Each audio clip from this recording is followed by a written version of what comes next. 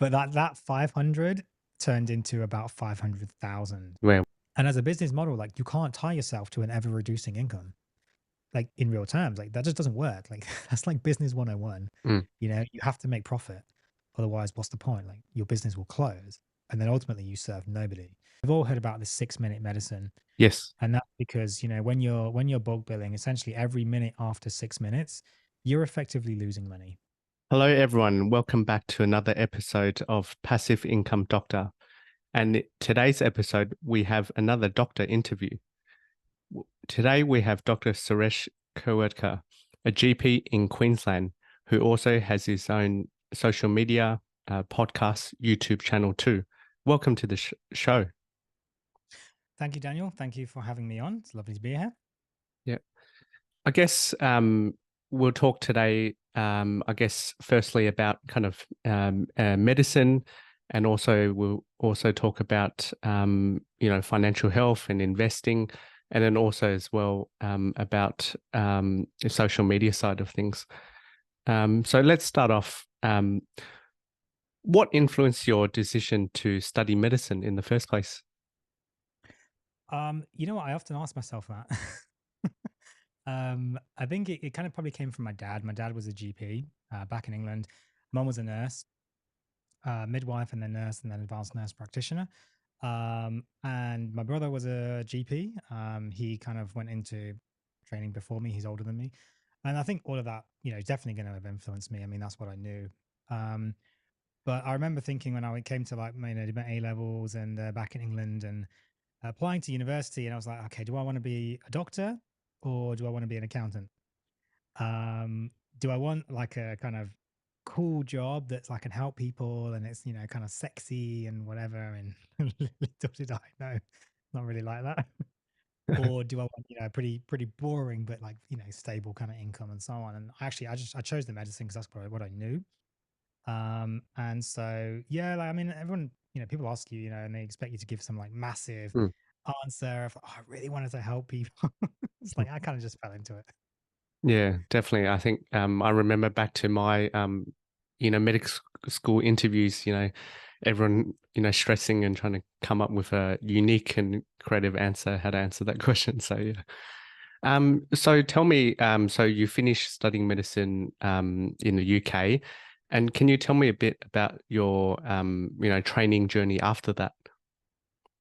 Yeah, so finished training in the UK, graduated, and then did my foundation year training, which is like your kind of postgraduate years in England, and then did GP training in England. Went straight into GP training. The training pathway is a little bit different, in England than it is here in Australia.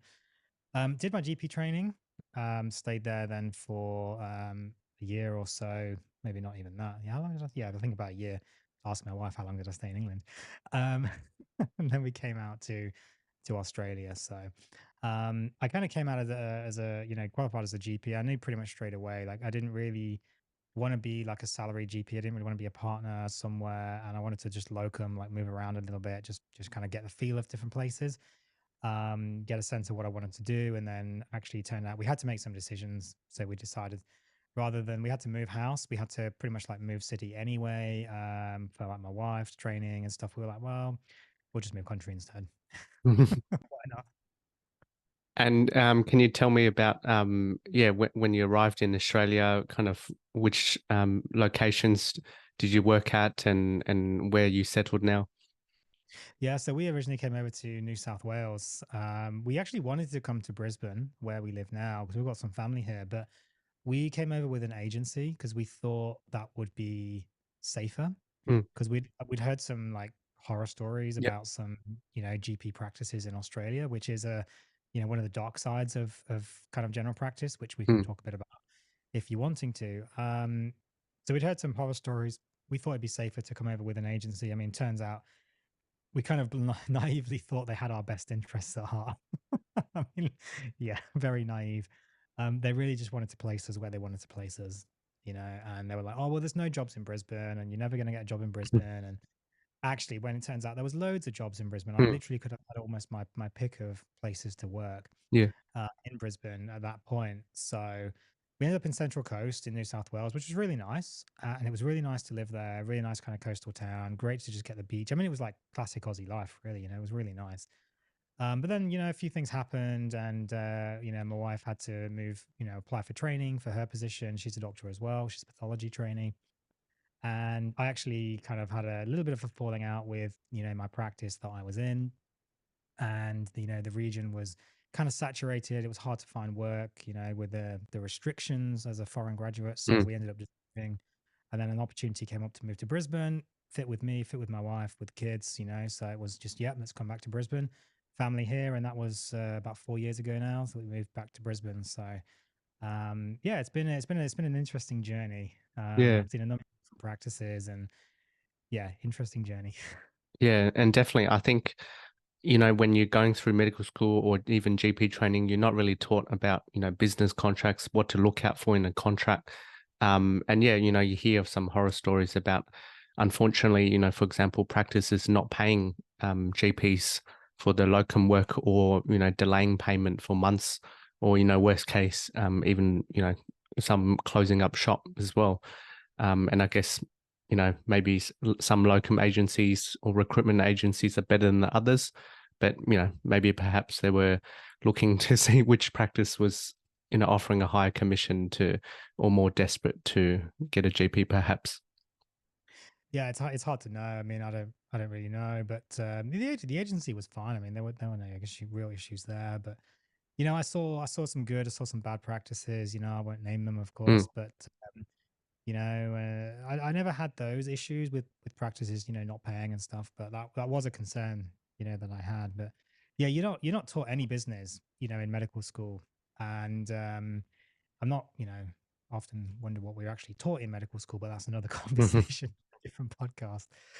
But you're certainly not really taught any business, and yet then you're kind of thrust out into the world, often as a self-employed. I mean, this is really the case in England as well as mm. Australia, pretty much America. I mean, wherever it's probably all the same.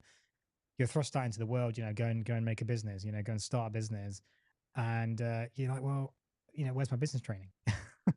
What do I do? Like, how do you even make a business? Like, how do you register a business? Um, like taxes, and I mean, so many people get caught up in, like the first year tax as a Oh, self, yes. Yeah. and your payments like essentially upfront, almost payment, and it's this big tax bill, and people are caught out by it, and they really struggle then in ATO is not very kind on people. They're not going to give you leeway because you just didn't save your money, and so yeah, that does catch people out. These things, yeah, you're just not taught. You've got to learn as you go along, and unfortunately, with money, that can go very badly wrong. Yeah, I think, for example, things like, yeah, how to do your BAS statement, as a, contractor or self-employed GP, or, I mean, some people would say you're lucky if you hit Division 293, what is even that, and, I've had, in previously, some accountants won't even, give you a heads up that, this could happen, or, in some other podcast episodes, I talk about, private health insurance, Medicare levy surcharge, things like that. You don't know what you don't know, but yeah. Changing tack a little bit, obviously, we've worked in a variety of roles and healthcare systems, and I guess, around the world, healthcare systems aren't perfect, and, and heaps of things could be improved. But what is one thing that you think you would change, or think should be changed as a priority? In medicine. Yeah, in a, healthcare system, Okay. often, things fall through the cracks, or, perhaps could be medical training, or yeah. Yeah, I mean, I'm a little bit biased, I suppose, in my answer here, because my special interest area really is kind of chronic health and metabolic health and Mm, nutrition. But I mean, really, like nutrition. Uh, I don't know about Australia, but my nutrition training in England was, and I went to a decent medical school, ranked highly and so on. And it basically was like, yeah, like glucose, carbohydrates are 4 calories, proteins 4 calories, fats 9 calories. There's your nutrition training. Go and help patients learn how to diet. Like what kind of training is that? Diet and nutrition really just it underpins everything, absolutely everything. Um, preventative disease, but not even just preventative disease, like wound healing, repairing after operations, all these things play a massive role. Diet and nutrition really is the number one thing that we should Mm, learn. And it's probably the number one thing we don't learn. We just there's very little to no real nutritional training in medical school or beyond. And anyone that does work in the nutrition space, it's all self-taught. And that I think is a real problem. mm, Yeah. yeah. And there's so many different theories or fad diets and things out there. And yeah, a lot of the times, yeah, patients do come to GPs for advice, and often it's just the very, very briefly, for me, thinking off the top of my head, it's like Mediterranean diet is good for cardiovascular health, or you know, meat and three veg, or something. But a Yeah. lot of the times I defer to dietitians, and yeah. Yeah, it often just resorts down to sound bites. We'll maybe go try the Mediterranean or the Mm, Cicero diet, or something. And like most people, I think most doctors probably don't even really know what Mediterranean diet really is. mm. A lot of confusion around it. Everyone thinks it's a very heavy plant-based diet. Like, it's actually not. It's meat-based diet predominantly. Everyone just thinks it's like, oh, it's pasta and pizza, and it's got nothing to do with it at all. Yeah. There's a lot of confusion. People often, yeah, refer to like dietitians or nutritionists, and I know some amazing, absolutely amazing dietitians and nutritionists, but many again, they're just giving kind of bad advice because that's just what they're taught, and what they're taught also is kind of just bad teaching, really, which is kind of sad. But as I said, that's maybe a conversation for another time, perhaps. Yeah, definitely. So shifting, talking about, money and financial health. For you, what was discussion around money like when you were growing up, and how did it, or does it still influence your mindset today? Yeah, I think it probably does still influence it. We were lucky. My dad was a doctor, and so that afforded us a decent life by default. Really, I'm not blind to my privileges there.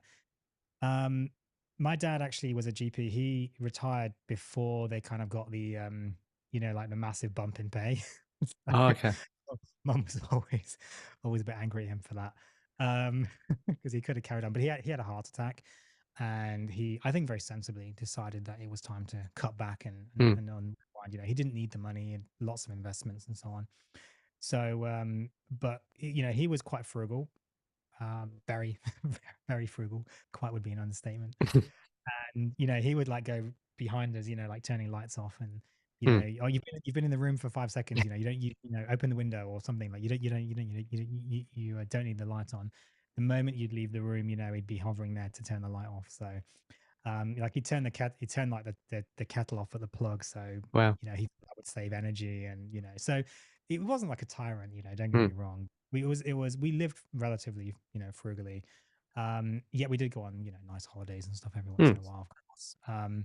But there was always a discussion around money, and it was very much instilled in us that money doesn't grow on trees.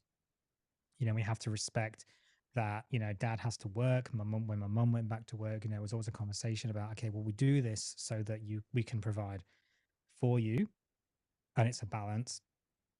But it was always instilled in me, um, I think mostly by my mum, interestingly. I guess she had a different perspective maybe than my dad, on what life would be like as a doctor, and income wise.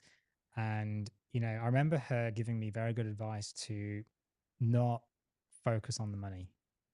She said, like, you're always going to have a decent life. Like, you're going to be a doctor, you're always going to get enough money. But if you follow the money, if you chase the money, you're going to be unhappy, and you're going to work yourself to death, and you're going to sacrifice your personal life because mm, of that. And so that kind of stuck with me.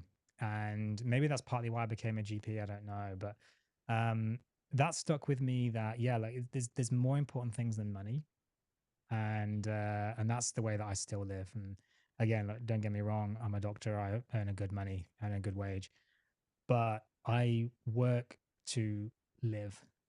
I don't yes. live to work, and that I think is a very important distinction to make. Yeah, I think definitely kind of having your priorities and yeah, money is a tool, you can enable things, but it's just that, it's not kind of the end goal in itself. It can help facilitate, different life choices, maybe where you live, what car you drive, um, and yeah, and also maybe taking time off to spend with family or pursue other interests. But I think that's very good advice to kind of keep the big picture in mind. Yeah. It is, yeah. I mean, there's probably going to be people listening to this thinking, okay, well, it's fine because he earns money, and I'm not blind to that as well, of course. We all have our own expenses. We all manage to. So the thing about money, you'll always manage to spend it. Mm, No matter how much you earn, you'll always spend it. So um, but I am conscious, we kind of set budgets, and we live frugally. We do, like, our kids, like, we're going camping this weekend. Like, the mm. campsite's like $5 or something for the night. Yeah. Like, we're not going like crazy holidays and stuff all the time. We live relatively frugally because we're saving, we're building a house. Mm, We can talk about that if you want. Um, and okay, yes, look, we live frugally. We're building a house. I'm not going to lie in that, but we can do these things because we've kind of saved that money. mm, But it's about priorities with us, like, when I kind of reach that point in the year when, okay, yeah, like, I've earned enough money now, I'm like, yeah, okay, I can drop some hours, I mm, can, cut back on a few things. And I think, my kids, I've got 4 kids now, they are super important. They are the most mm, important thing to me in the world, as well as my wife, of course.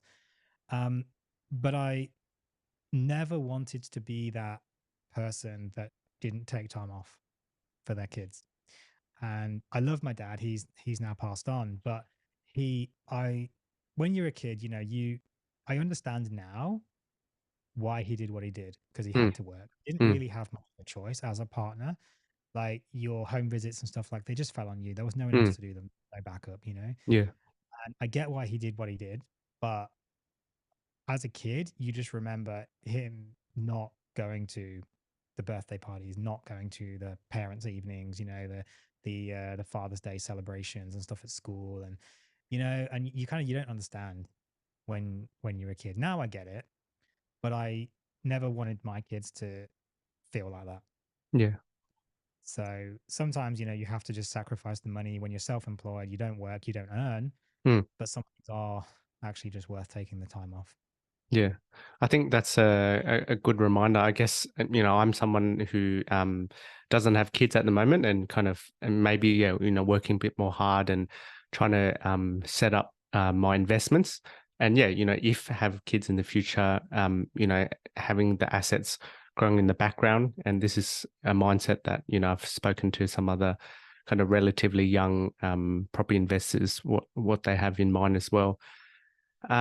So can you tell me about your, if you have one, investment philosophy and kind of your investing journey, and how any challenges, any wins along the way? Yeah, I mean, our investment journey, I mean, we haven't really got any massive investments other than the house, to Mm, be honest. We've got, like, a pension, and super from the mm, UK, from the NHS, and we've got a little bit here as well, of course.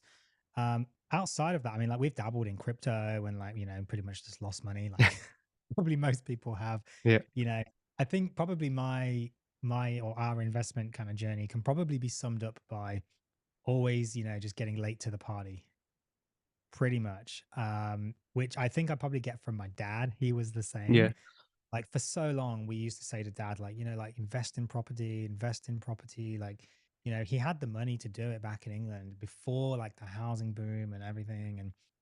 Um, and then, like, he was just like, no, no, like, just stocks and shares, stocks and mm, shares. That's all you need to do. And to be fair, like, he made a lot of money on it, mm, but he would have made like 100 times the amount of money if he'd invested in property. yeah, leverage, yeah, So yeah, like, money's not everything, of course, but I mean, mm, retrospect's easy, of course, but um, so we've dabbled in stuff, and I think crypto is a good thing where you kind of we went into the mindset of, like, okay, well, this is just gambling. yeah, Like, if you seriously want to think you're going to make money on crypto, like, yeah, probably you won't, but you might get lucky, and you buy something like Dogecoin or something, and it goes crazy and to the moon, and yeah, great, I've made like $100 million overnight. yeah, Most of the time, that's probably not going to happen. So pretty sure we've just kind of lost money on the crypto, but we didn't invest that much anyway. Mm, Only invest willing to lose, that's right. pretty Yeah. much. I was Uh, about to say that. yeah. So I think the number one investment has got to be our house. Yes. And we again, like always, kind of were late to the party with housing. Um, whilst my parents had money, they did help to kind of put me through uni and stuff like that in England, but they didn't really help me like buy housing and stuff. Like when I was a doctor, it was like, okay, you're kind of on your own now, Mm, pretty much. So we didn't have them to kind of help give us deposits and stuff for housing. So it was always like mm, we gotta wait, we gotta save, yes. uh, which meant like we never kind of caught that boom. We were always behind the Mm, boom, which made it very difficult to get into the housing market. But we were really lucky. We got a break just kind of during COVID. Here in Brisbane, the last weekend that they held any auctions yes. before they cancelled them for COVID, and the market was like, "Well, what's going to happen with Mm, COVID? Like, mm, it's going to be bad. Everything's going to go down. Like, it's going to be a recession and a lot of nervousness." So we ended up getting a property for probably about 200K less than it actually should have been worth, mm. really, which was a massive steal for us. But we still joke about it. Like, we literally were someone outbid us by like $500, Oh, wow. and like 800 and something thousand. And we were like, oh, do we want to go up $500? And my wife was like, just do it. Just do it. I'm like, no, like we're already above our hard limit. Like we Yeah. can't do it. It's like, I know it's only 500, but like, and then she was like, just do it. And so we bid 500 and they were like, Yeah. okay, yeah, so fine, Yeah. Wow. So, but that 500 turned into about 500,000. Yeah. Wow. So that was literally like 1,000x, Because this would have investment. been like early Yeah. 2020. Yeah. Yeah, it was like 2020, February, I think Yeah. 2020, something like that. Yeah. March, my wife's saying March. Yeah. She's the brains behind the operation. Um, and yeah, then after that, of course, then Brisbane just kind of boomed, Mm, and so we actually managed to catch that wave. If we hadn't have caught that wave, like we would be struggling now. mm.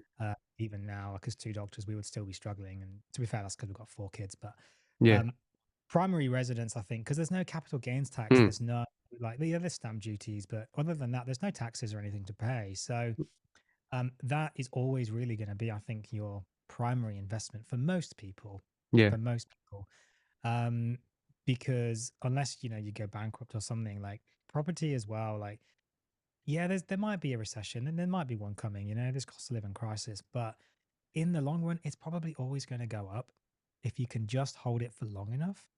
So property is definitely a great investment. And for us, that was our, yeah, number one. That was literally 500 into 5,000. Yeah. Pretty much almost. That's the way we look at it anyway. Yeah.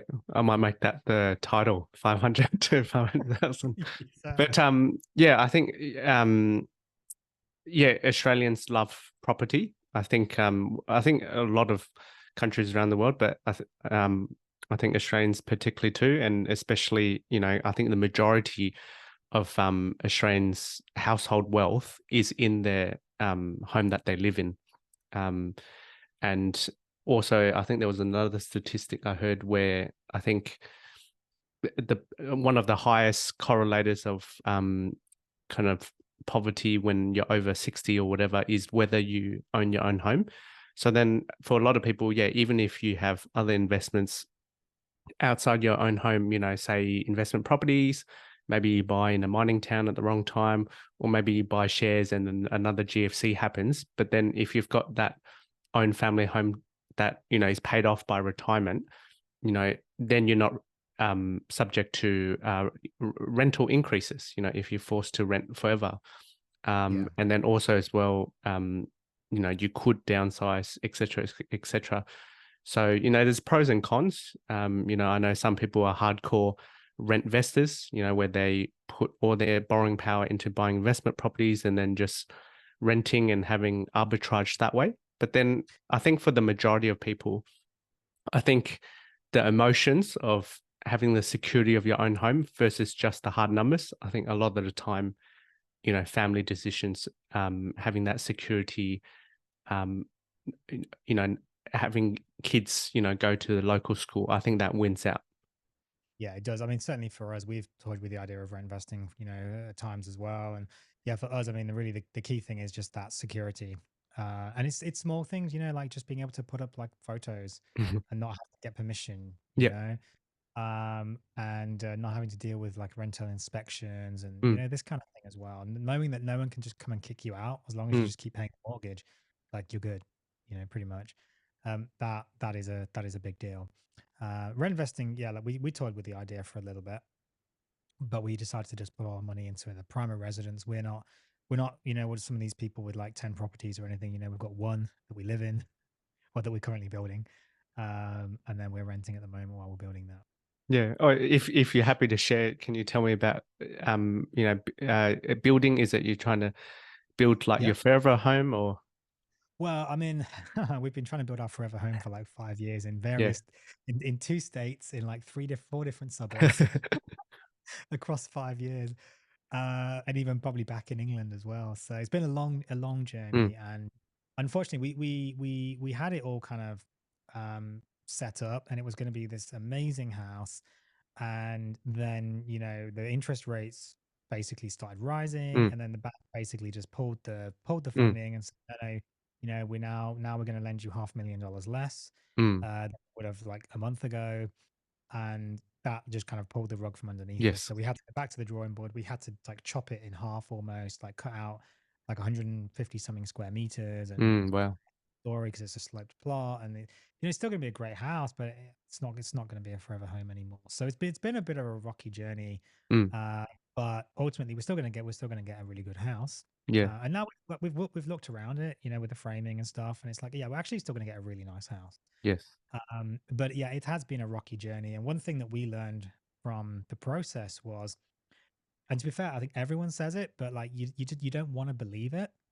And that's pretty much like, yeah, whatever you think is going to cost, like double it. Yeah. Um, maybe That was even my next triple. question. I was gonna ask how you're finding, obviously, with construction costs and, some builders going bust and, trying to vet builders and things like, how have you it. found that process? Yeah, I mean, we've been through a couple of kind of design companies and builders over the few years as well, and we found one that we basically, it was the only one that would actually build on the plot, because even all these like sloping plot specialists were like, "Oh yeah, Yes. it's too steep for us." Right. Like, hang on, you're like specializing in steep plots and it's too steep. It's not even that steep. It's pretty standard Brisbane plot. Like they're all pretty steep. Yeah. Um, so we went with a company who they're like a kind of like a semi-custom design. But my wife, like, she pretty much just designed the whole house, and they just were like, "Yeah, we'll just build whatever you design," which is good and bad. Like we got it how we wanted it, but also we're Mm, not building it, so we don't know if it's even going to work. So that's going to be interesting to actually live in it. Um, but they actually do the like a lot of insurance work for the QBCC, like right.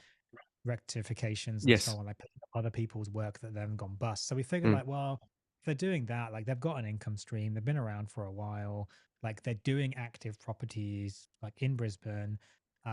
People are actually turning up on site. Like this is a good sign. It is a caution, it is a concern that we had, and at some point you've got to kind of just say, well, yeah, you kind of just got to go for it, but you definitely have to do your due diligence.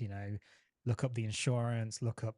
So here in Queensland, we've got the QBCC. You can just yes. look on their website and you can Yes. see all previous, like the last couple of years worth of projects, like how much they did and the averages and any insurance issues, that kind of stuff. So, and some of them were like, yeah, we've done like one property that was like, two, 300K, and then you're trying to build a house that's like $1 million Mm, build, and they're like, yeah, you kind of want to find one that's done something in your price range, so they know what to do with that kind of size property and so on. So, but as long as you do your due diligence, that's all you can do. At some point, you do just have to trust it. But going with a decently well known builder, doing some research first, checking things like QBCC website, other states, I'm sure they've got similar as well. yeah.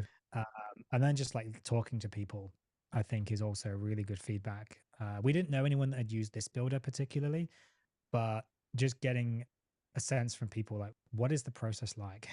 you know, I think is really important. But yeah, the cost wise, we were concerned because the costs were just going up all the time. But Yes. again, the builder that we went with, they gave us a really kind of competitive quote. It's basically pretty much fixed price, which gave us confidence that like it's cost, like it's kind of cost plus whatever, but Yes. like it's basically fixed price. And they said when you pay the deposit and everything, they pretty much ordered like all the frames, like all the trusses, everything, down to like all the screws.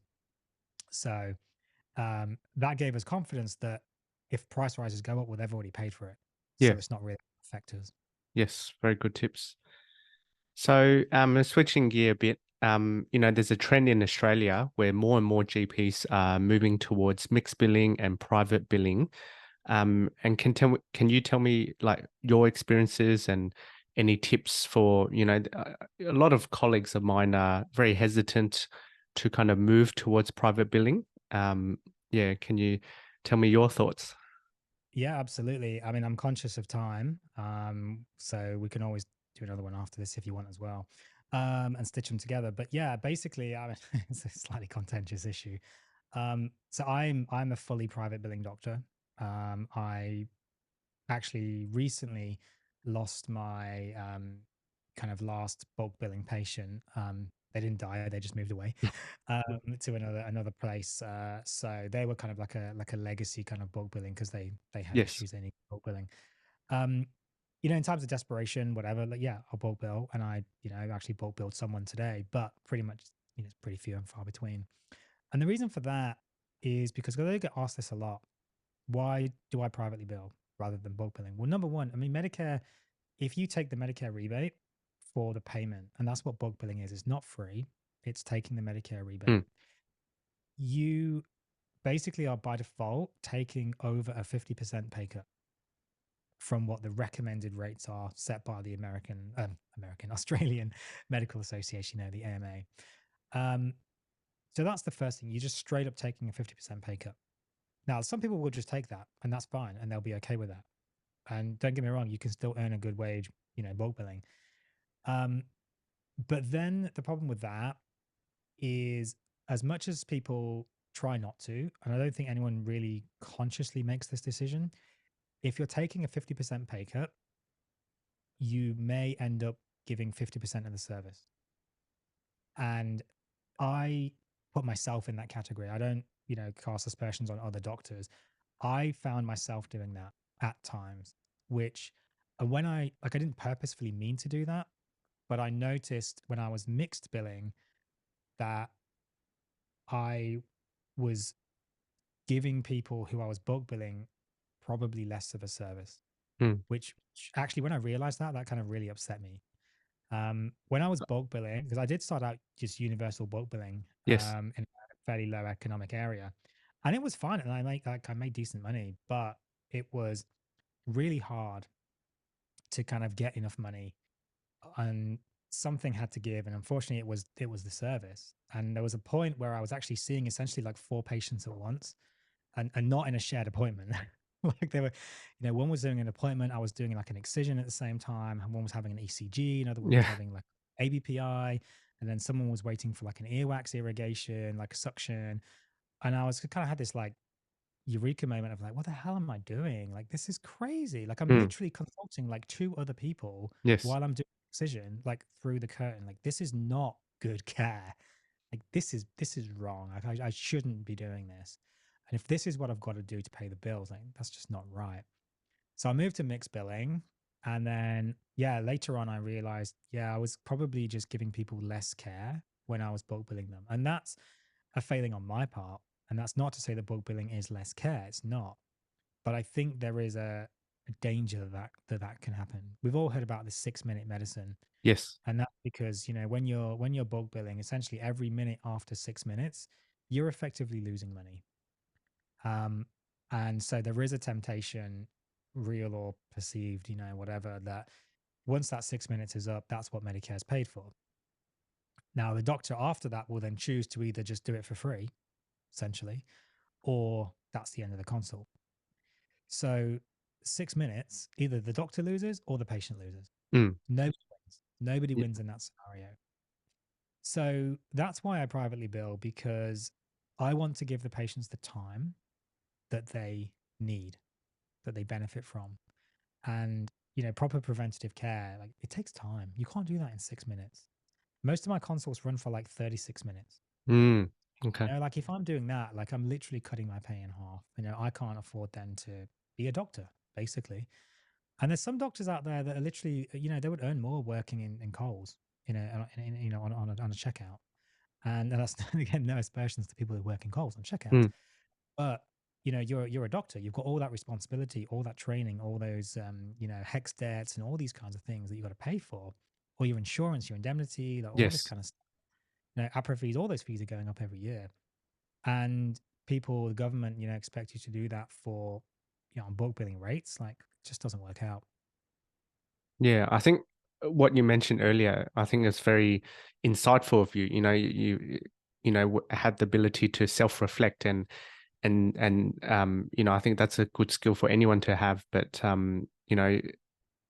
like in other things, if you are going know you're going to be paid less, it could be, for example, tradies, if you kind of hammering them on a price, then how much effort are they going to put into your project, Exactly. Yeah. and also the other point you raised, which I think was very good, is yeah, especially some doctors are giving up their time working, as you said, quote unquote free, or with the same rate. But the way Medicare, if you were bulk billing, if you did a 6-minute consult or 19-minute, you get paid the same.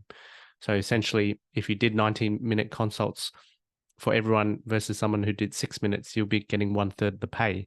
you know Exactly. um And that and and that's and the great. government Actually, is kind of just relying on the goodwill, yeah. or Yeah. of Unfortunately, yeah. doctors Exactly. to cover their failings, in a way. That's it. That's Yeah. it. But Goodwill doesn't pay the mortgage, doesn't pay the Mm. rent, doesn't pay the electricity bills, and people complain about, cost of living crisis. It is very, very real. I'm, very aware of that. But doctors, we're in it as well. Yes. Like my petrol costs the same as everybody else's. My fuel costs, my electricity costs the same as everyone else's. Mm. And medical So indemnity, some rising 20-30% in one year, yeah, I mean, like Yeah. one of mine went up like 300%, like Mm. literally tripled. Wow. Yeah. And like, so I changed providers, but like just tripled, like 300%, like Yes. insane. It went up like $20,000 a year. That's just crazy. That suddenly I've then got to find or just, change to someone else. But yeah, like these things are an issue. And, but I often get asked, like, why don't I bulk bill kids, and it's the same thing. Like they deserve the best care as Yeah. well. But yeah, bulk billing is great. It's kudos and it's good feelings, but that doesn't pay the mortgage, unfortunately. And the other thing is that also can lead to burnout. Mm. When that doctor is basically doing 14 minutes, 13 minutes of unpaid work Yep. every consult, like 10, 20 times, 30 times a day, how long is that doctor going to last Yeah. doing that? Probably Yeah. not 30 minutes. Yeah. I've noticed on LinkedIn, for example, quite a few doctors have, left general practice due to burnout or some other issues. And you found the transition to private billing, and also how have your patients found it as well? That's a very good question. It was something that was actually it was kind of difficult for me actually. A lot of people think now, I'm kind of fully privately billing, that I'm like evil, that I'm greedy. Like we get all this kind of stuff. I mean, the media is always painting GPs as Yes. greedy. We want to earn some money. We want to charge patients for things that the government won't pay for, like Mm. dressings. I mean, dressings is a good example. The government doesn't really pay for dressings at all. Some of these dressings cost like $30, $40 Mm. per dressing, Wow. and the Medicare rebate for the consultation is like $38. And then like the clinic's only getting like maybe $10 of that. And the doctor's getting like 20, 28. And they're going to pay tax, all the rest of it on it. Like, who pays for that dressing? The dressing's more than the cost of the consult. Like the clinic's, losing money. The doctor's losing money if they bulk bill that consult, for example. So it wasn't easy, especially coming from the NHS, Yes. where it's free at the point of care. So actually, like I actually didn't want to go private billing at the start. I actually wanted to go bulk billing because that was what I thought was the best, because I didn't want people to have to pay for healthcare. Mm. And so I still don't, I still don't. But also I need to earn enough money Yep. to make it actually viable to be a doctor. And if I don't earn enough money, like there's no point in me being a doctor. Ultimately, patients then lose out because I'm not there.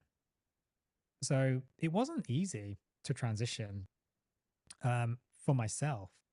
It was not actually that complicated for the patients, I think, from their perspective, and from me doing it with the patients, because they knew that I was a good doctor. They were happy to see me. They were happy to pay for my care. Many of them actually said, "Look, why is it taking you so long to do this?"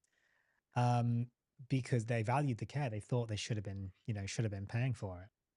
And so they actually received it fairly well on the whole. Um, and especially my rates were, they weren't too high and all the rest of it. But I had like a lot of tradies, I had like a lot of lawyers and Yes. accountants, and they were just almost like laughing at me, like, dude, you earn so like little. Like, why? Like, why are you even a doctor? Basically. Like, like I wouldn't even get out of bed for this amount of money. So Mm. so it wasn't that complicated to kind of change over, but I still didn't like the idea that people had to pay. But ultimately, I had to remember that if they didn't, they wouldn't actually get any care.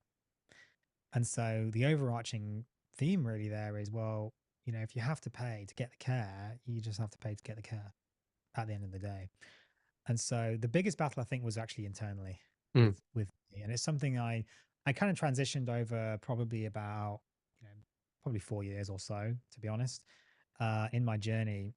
And then one day, like going like fully private billing was kind of actually the hardest part, I think, because then it's like, okay, what happens if people don't want to pay? You don't have the bulk billing kids or pensioners to fall back on. What happens if people don't want to pay? They just don't come in. Yes. Yeah. Then Drop in can't. patient numbers. Yeah. Exactly. And I think that's a big fear that people have, and it's a legitimate fear for sure. And most of the time you will see a drop in numbers, but then it will usually pick back up again afterwards when people realized, the care that you were giving them was actually worth paying for. And that did happen. But it didn't drop that much actually. So um I was in a at that point I was in a reasonably well-to-do area, which probably helped. Um But then again, I remember one patient, I won't mention them by name, a real estate agent, earning many, many, many, many, many, many millions of dollars a year, and, demanding to be bulk billed, Mm. So just because you're in a wealthy area doesn't mean No. that, and you got patients, doesn't mean that you can just switch to private billing easily. Yeah. Um, I'm now working into kind of relatively lower SC areas. Certainly one pretty low SC area, the other one not so much. And I privately bill in both. And again, get the questions, why don't you bulk bill and so on. I say the same thing, you deserve the best care. You deserve the time that I want to give you. If you don't want that, that's fine. You can go somewhere else. But this is the way that I work. You want that, you have to pay for it because Medicare doesn't pay for that. And actually, it's been received pretty well, to be Y- quite honest. Um, Patients, they get it. I think they don't like it, understandably. Nobody wants to pay more. I get that, but they Yeah. also get that it's an investment in their health. Yes. And the way that I work is, very much preventative. So I'm seeing them, for maybe like, oh, it's like 2 minutes for a medical certificate. But then the rest of the, 10, 15, 18 minutes up to that 20-minute mark, whatever it is okay, how do we get you to improve your health so that you don't need to come back for the next medical certificate? That's the thing. So that's what they're paying for. They're paying for the investment in their own health. And Yeah. then they ultimately get that back in return, then with fewer visits, Yeah. ultimately. I think that's a good way of viewing it, as an investment. I mean, often we value things that we pay for. Um, um, I mean, obviously, paying more doesn't always mean a better service generally, but I think also as well, I think historically, a lot of people have been grown up or used to being bulk billed, going to the GP, not having to pay anything, and Yeah. having to, obviously change is always hard, but sometimes it's necessary. It's just a fact that Medicare rebates have not been indexed to CPI, let alone healthcare inflation. In the hospital budgets, I think are going, usually around twice CPI year on year in terms Yeah. of I mean, if you spending. look at, that's it. If you look at like the AMA, recommended rates for GPs, for doctors, I mean, they compared to the Medicare rates, the differences are Mm, enormous. Some things, consults not so much, but then you look at like a melanoma excision, for example, and the difference is sometimes thousands of dollars. wow. recommended rate versus what Medicare will pay for you. Um, and ultimately, it's the patients that actually lose out. You know, it's their rebate at the end of Yes. the day, Yes. their That's a good insurance, point. Yeah. not the doctor's income. It's Mm. just for so long, GPs have accepted it as income that Yeah. they use, and so that is a hard transition for them. Yeah. Um, but ultimately, we see it with things like, plastic bags, and suddenly you got to pay for plastic bags at the supermarket, Mm. and like, There's I remember, yeah, there was a huge uproar at the time, and yeah, now everyone accepts it now. and everyone does it, but then you get people like me. I said I live frugally, I go to the supermarket and I'm like carrying like, this is Yeah. audio, so people can't really see, but I'm like, fake kind of juggling stuff here. And I've got like 20 things and I'm juggling them. And they're like, do you want a bag? I'm like, no, no, it's 5 cents. I don't want a bag. 25 cents now. Like, no, no, I'm good. I'm good. I'll just carry them. And so sometimes, yeah, people aren't used to the change, but ultimately, sometimes it's good. But you do, I think, sometimes get what you pay for. But I try to give the value that the Yes. patient is I is think that's paying for. important as well. Yeah, Very I think important. having a reason why, so yeah, if you are competing with bulk billing clinics, having a point of difference, you're a great doctor, or you have a niche area or area of specialization. I think also, yeah, taking the time. A lot of patients say, often I was rushed out of a consult, and they didn't listen to me. So I think even these simple but so important aspects of medicine, if we can deliver that, I think patients will see value. I think generally they do. Yeah. Yeah. Um, all right. So I guess, do you have any tips for, I'm sure there's GPs or GP registrars that will be listening to this podcast and kind of hesitant, they don't want to be the odd one out, any tips for um either implementing themselves or discussing with the practice manager? I find sometimes resistance might not necessarily be patients, but or it could be colleagues and management. Yeah, it very often is actually colleagues in management, and I've had my own share of issues there. Not in my current practices particularly, but in previous ones where I have had issues. People jealous that I'm now privately billing and earning a lot more than they are, and yet I'm not losing the patients. And that can spur some Mm. jealousy as well. But um, the best tip I think probably would be to talk to other people. Talk to people who have doing it, who have done it, who've made that transition. And I know you said you were going to ask me, but I've got like a Facebook group, a transition to Yes, private billing, it's called. yes, People will excellent. search for that, they can find it. For GPs, GP registrars. All you need to do is put your APRA number in and answer the rules, and then we'll let you in. And it's basically just a safe space to discuss, how do you transition to private billing if that's what you want to do. It's not about, oh, how can we milk patients, Mm. for the most money. It's nothing like that. It's about, how can we actually deliver the care? How can we deliver the value? What tips and tricks, people got for how do we actually sell this to patients, to give them that care that they want. And ultimately, I think pretty much everyone on that group, I've never seen a conversation around how do I get more money. It's pretty much always like, how do I actually deliver better care? Yes, And that is, I think, really, really important. And that's ultimately, I think, what we all yes. want to do. And that's why I made that group, so that people can get some advice from people who have done it, who've been there, who've made that transition and are making a success of it. Because there is this, I think, belief that if you privately bill, like, you're just going to be empty and nobody will pay for it, or you need like to just to have all these crazy skills, like you Mm. can't be Mm. like in quote unquote just the GP. You've got to have all these crazy niche things and Mm. surgeries and whatever else. Like, you don't. You can just be a good GP and people will pay for it. A lot of people do. They just want a good GP Yes. and they actually will pay for it. But getting some kind of mentorship, getting some advice, I think is probably the best thing that you Mm. can do there. But yeah, sometimes like management practices, they are often very reticent because they really worry that they're going to see a drop in numbers. They're going to worry that their patients are offended, annoyed. It's new to them. Most practices, again, I think ultimately are moving towards this because they're just seeing the bottom line, like with dressing fees and consult fees going down in real terms. Dressing fees going up, nurse time, like all the wages go up Yes, except income. exactly. And as a business model, like, you can't tie yourself to an ever reducing income. like in real terms, like that just doesn't work. Like that's like business 101. mm, You know, you have to make profit. Otherwise, what's the point? Like your business will close and then ultimately you serve nobody. So I think a lot of practices are seeing this now, but it's a very slow yes. transition. Yeah. General practice, I think, is quite slow in that regard to kind of see what's right in front of them, unfortunately. But it is getting better. And I think a lot of that though is because practices they don't want patients to really have to pay. Like nobody really wants people to have to pay. Nobody's rubbing their hands in glee every time they send that, billing through to the front desk. But I think a lot of practices are realizing now it is just a necessary evil.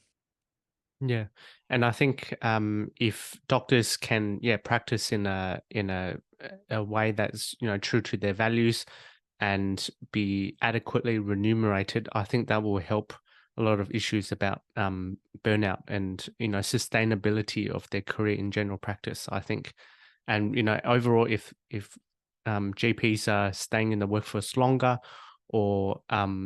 or not reducing their hours, I think that would be a win, for the public as well.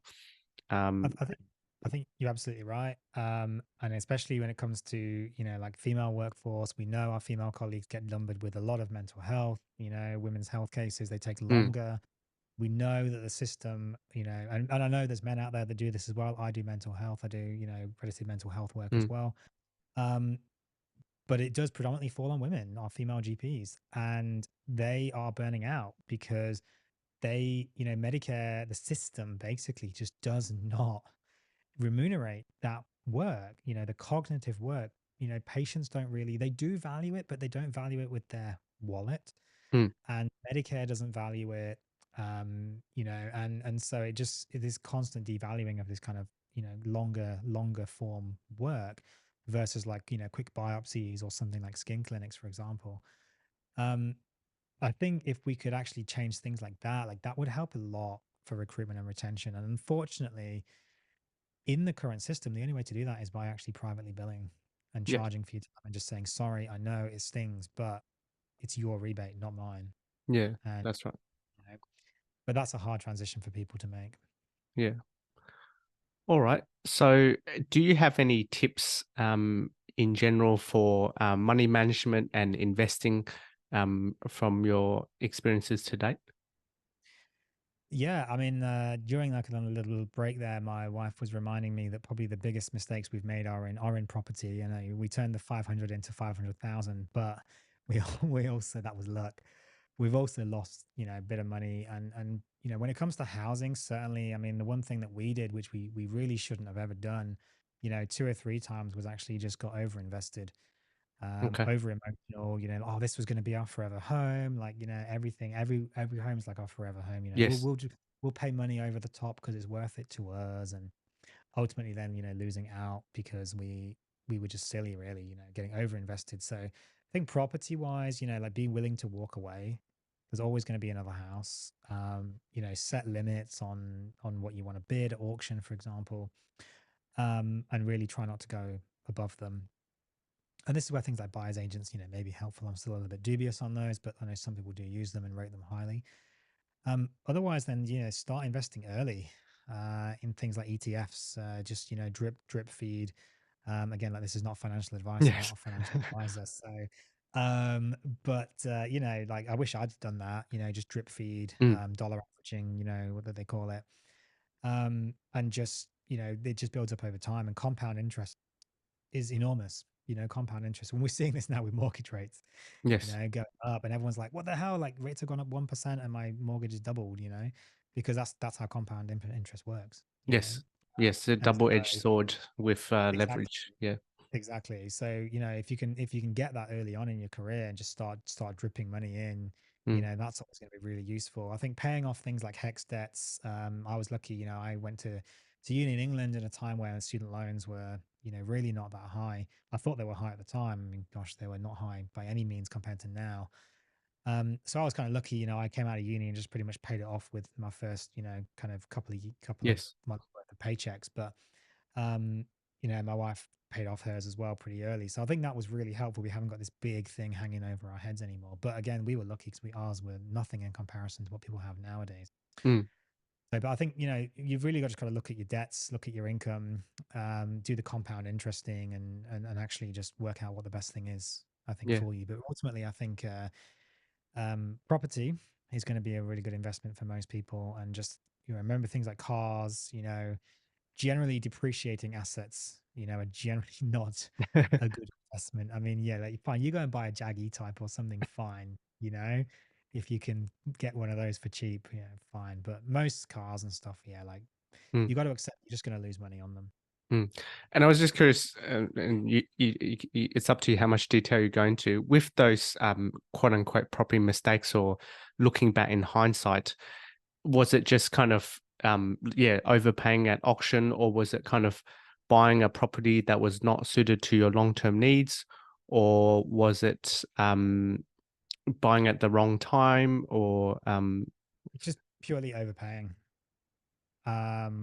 Just kind of getting carried away. We When we came to Australia, I think we kind of were like, oh wow, like we've gone from this like, pretty good income in England as a yes. GP to like kind of relatively like kind of triple money. Mm, So that was a big deal. And even that was with bulk billing. I mean, doctors do earn good money. I was working like 60 hours a week. That yes. wasn't like working. So that's where the money came from. Um, but then we were like, oh yeah, like we can do all this really nice build. We've got a view of the beach, Yes. and we can kind of overpay on this. It's a forever Yeah. home. We're never going to leave here. Life's amazing. Was this the Central Like 6 Coast? months into like, yeah, this was Central Coast down Central in New Coast. South Yeah. Wales.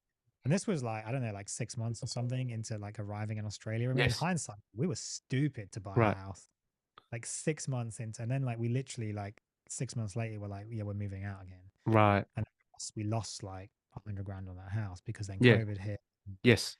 kind of stuff. So um, So it maybe it was was a combination of paying too it much was a initially, but combination. then also as well, kind of maybe you just settled and you weren't 100% sure where you were long term. So maybe in hindsight, buying a principal place residence with the high Wasn't transaction costs maybe wasn't we the should right have we move. should have we should have rent vested, but we also had to pay like a foreign surcharge Mm, because I just moved to the country yes. and I'm not a citizen, so we just like, yeah, it's fine, who cares, it's like whatever money, like we Mm, were just throwing money at this mm, house. It was stupid in retrospect, but you live and you learn, and we yes. put it up to experience and Yeah. so on. But I think, yeah, just not over investing, not getting carried away. There's always going to be a new house, Yes. and actually thinking about your Yes. circumstances and Yeah. what might change, Yeah. and not paralyzing yourself No. with analysis paralysis, but just thinking a little bit more. Yeah. Yeah. I think. Very good. We can all learn. On this podcast, I talk about the concept of financial health. How often so many doctors are too time poor, either with work or with family. Not taking the time out to do a checkup on their finances. And how are you tracking towards your financial goals? Um, for you, what are some kind of financial habits you have implemented? Budget is the number one thing. So my wife's pretty good at keeping, the kind of budget and checking, especially with the build. We need to be really on top of it. Yes. So, um, we kind of look every month. Okay, like where's the money? Like how much have we got? Is it going up? Is it going down? Mm, When are school fees due? Like this kind of thing yes. as well. Um, and we budget. Like every year we're looking at the budget. Every month we kind of look at the budget again. And okay, what's happening?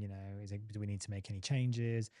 Um, and then just looking at where we're actually spending and how we can actually cut that down. So and like little things make a big difference, like our Netflix subscription. My wife's like, well, there's nothing really on it that I want to watch anymore, so should Mm, we just cancel it? Like it's $20 a month, like it's not yeah. massive, but it's $20 a month that maybe we don't need to pay for. Yes. These things add up. Yes. um and just looking at things like food, food bill, like we've got 4 kids, our food bill's pretty damn Can high. imagine. But now, I mean, if you know anything about me, like I do this carnivore diet. That's again subject for another podcast. But it can be expensive eating meat, and we worked out if we changed from eating steak to minced beef to Mm, ground beef and just making our own burger patties, like we could save like $10,000 to $15,000 a year. yeah. Wow. That's pretty insane when you actually do the maths. Like $10,000 to $15,000 a year, like that's crazy. We could just save. if we just stopped eating steaks every day, every meal. So it's just looking at where your expenditure lies, I think, and just seeing, okay, does this align with our budget? Yes. If it Yep. doesn't, make some changes before you get into strife. Yep. And that, well, it's a good segue to the next question is about, your passion project or side hustle. So I understand you've got the Meatmedic podcast, YouTube podcasts, and maybe some courses or something as well. Yeah, can you tell us about more about this? Yeah, absolutely. So it's something that I've been on YouTube for about 4 years now. But I mean, if you look at some of my early stuff, like it's pretty shocking. It We all gets start like somewhere. Yeah. it's like no views, but we all start somewhere, you know. And I think one of the biggest things, because I talk to people about this, they're like, how do you get started on Yes. YouTube? Like, oh my God, I can't believe you're on YouTube. This is amazing, and I want to do it, but I'm so scared. And I'm like, just start. Like, it's fine. Just get on, make some videos. Like, just start. That's just what you got to do. But the idea behind that, so I've got a podcast, the Meat Medic podcast. I talk about nutrition, diet, how that can affect, and just generally, stuff about improving your health. Um, and it started as a kind of like, okay, like I'm doing this diet, this carnivore diet particularly, and it's really transformed my health. Like I've just got to kind of put it out there. I've got to like talk Mm. about this. Like people have to know. And then it just kind of like took off, and it's now just this podcast where I just talk about health and diet, nutrition, and how to get healthy basically to actually improve your health. And it's a work in progress, it's still getting there, but it's getting to the point where, like I'm monetized on YouTube now. So, I get something Nice. like $200-300 a month from that, which is nice. It's really cool. Um, Monetization is something that everyone's like, oh my God, I got to get monetized on YouTube. But what they don't realize, I think, is unless you're actually getting decent numbers of views, like you get like no money, Mm. And I remember my first cent, I was like, oh my God, this is incredible. I earned a cent. And people talk about this though, because that's like, okay, I can earn money. Like the cent, like it's 1 cent does nothing, but it's the fact that you can earn money, that you actually have earned money from YouTube. It's like, okay, I can do this. Yeah, it's That like 1 cent proof turns that into two that cents. you can do it. It's a proof of Yeah. concept. Exactly. 1 cent turns to two, turns to 10, turns to 20, etc. And so now I'm like some of my videos have earned like a couple of $1,000s. Some of them have earned like $1, it varies, but on average, yeah. So it's given me income, and it's something that I'm really passionate about because ultimately, I get like between YouTube and the podcast, I get about 30-40,000 views a month, downloads and so on. That's, how many people can I reach with that Yes. versus seeing patients, like One 20 at a patients a time. day. Yeah. I tend to do longer consults as well. Like one at a time, 20 patients a day, what's that a year, a month? Like, maybe 500-600 a month, maybe max, versus, like 40,000 a month. Like that's the reach, and that's a small fry, podcast. So it's a passion project of mine, but it also does give income. As part of that, I do sell some health courses, and I think this is where, as a doctor, if there are doctors listening to this, this is something that as doctors, we can do. We're perfectly allowed to do this. You can make courses on health, on anything you want, as long as you've got, kind of credentials and so on to back up research, etc., to back up what you're saying and so on. You can make courses, you can sell them. And this is where a lot of doctors are actually doing these side hustles to make money. Um, it actually started as a way to save patients money, believe it or not. There's the courses, not for me to make money necessarily, because I was finding that I had this like introduction to lifestyle medicine course Yes. because I'm a board certified lifestyle physician as well. And I realized, the kind of introductory, the quote unquote, air quotes, introductory course was like 12 hours long, and for patients to sit there for 12 hours with me talking to them, it would literally, I would charge them like $4,000 almost, like $350 an hour roughly. Like that's not affordable. That's ridiculous. Like I can't expect people to pay that. So I said, you know what? Like I'll make a course and I'll charge you like $50. If you're interested in improving your health, go and look at this course. And that's kind of how the YouTube started, was just, okay, like go and watch my video on this. And then it just kind of just snowballed from there. But yeah, these courses, they do make money. Mostly enough to just pay for the website hosting, but they do make some money. And that's a work in progress again. And I've wrote some books, I've wrote some guides on diet. As part of that, they do make money as well. And that's a work in progress. The next step is get some sponsorship for the podcast, for the YouTube, which is something I'm kind of looking at the moment, because I'm about that level now where I can maybe start reaching out to some people as well, that align with what I'm trying to achieve Yes. as well. So that's also important, not just taking money for nothing, but Yeah. aligning with what I want. Um, but I get asked, yeah, how do you do this? I'm like, just do it. Just put your video out there, and if you're like presenting at a conference or something, just record it and put it on YouTube and see what happens. That's a great tip. Great tip for Yeah, listeners to take away. it doesn't have to be the best quality recording, and I've put some lectures out there where I've just recorded it from like the table, like on a stand, like with my phone, with no microphones or anything, just literally my iPhone, like on a little stand with like the worst angle, like, and then they've got like 20,000 views, Wow. and it's like, wow, okay, like this video actually, like, I mean, it paid for like the petrol to go to the conference, like it generated a couple $100, but and then you get loads of people saying like, oh, like thankfully, like thank God, like there's someone talking about this, like it really resonated with me, and Yes. you've really helped me. Like that's also really nice. So you get that feedback as well, which is really nice. But yeah, YouTube, like definitely there's money to be made there as far as side hustles are concerned. I think doctors are uniquely placed to offer their expertise, but a lot of people are really cautious because of things like APRA, Mm. indemnity. They've got like, like what's going to happen? Am I going to get issues here? It's something that is worth speaking to your indemnity provider about. But the feedback I've been given over the years is as long as it's not like basically live consultations, like it doesn't really matter. As long as it's the advice that you would otherwise give and you're happy to stand behind it, like it's not really a concern. Yeah. Very good. And yeah, what you touched on about, yeah, creating courses to, yeah, create value for your patients and, save them money. I think that's a good point. Anything we do, that it has to be of value so that someone, will, if they get more value than the cost, then they will purchase it. And I think that's a, excellent course. So kudos to you for that. So, any closing thoughts or pieces of advice for our listeners? There might be medical students, junior doctors, GPs, other specialists, trying to reach financial freedom or, passive income streams. What would your kind of thoughts be? Yeah, I mean, again, like, I'm not a financial advisor, so take this with a pinch of salt. But I think probably number one is start early. I wish I'd started a lot earlier.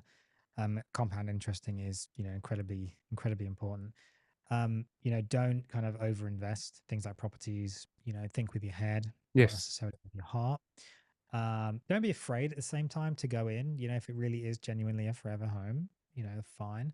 But ask yourself, is it really a forever home, not just forever for like the next week? Yeah. Life circumstances change. Yeah. Exactly. So actually really think about it. But if it is a genuine forever home, fine, go for it. But be willing to just essentially overpay and know you're overpaying, Yes. if that's the case. Otherwise, then just start early. Smart investing. Property is probably always going to be a relatively good place to be looking if you can afford to do that, rent investing or otherwise. I think investing in your own principal place of residence is pretty useful because it's also that safety net of your home, and you can do it how you want. Otherwise, I think as far as things like general practice, we spoke a little bit about GPs kind of under earning compared to other specialties, and that is the case. But then I also know GPs that are, earning $1 million a year, and they are few and far between. So if there's any non-doctors out there listening to this going, "Oh my God, GPs earn $1 million a year," we don't all earn $1 million a year. Most of us do not earn anywhere near that, but some do, and you will earn what you charge. And I always say to people, and this is a soundbite for the podcast if you want, is you know, um, charge what you're worth, but be worth what you charge.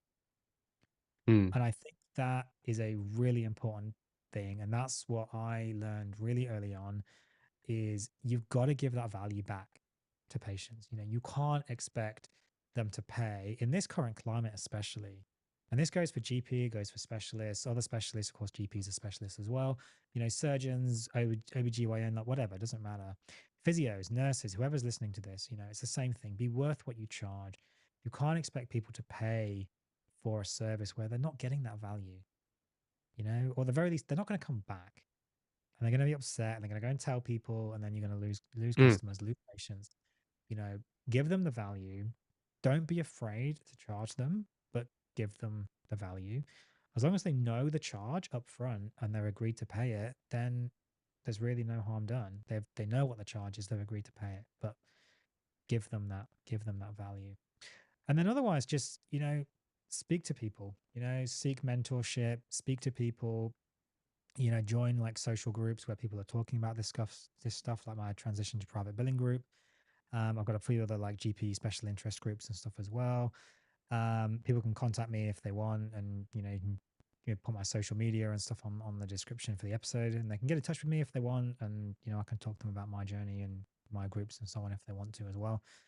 But yeah, just talking to people, learning, getting mentorship, and just generally investing early, but also investing in their career and working out what they want to do. I think yeah. is also useful. Thank you so much, Suresh, for those wide words and talking to me today. What is the best way for people to get in contact with you?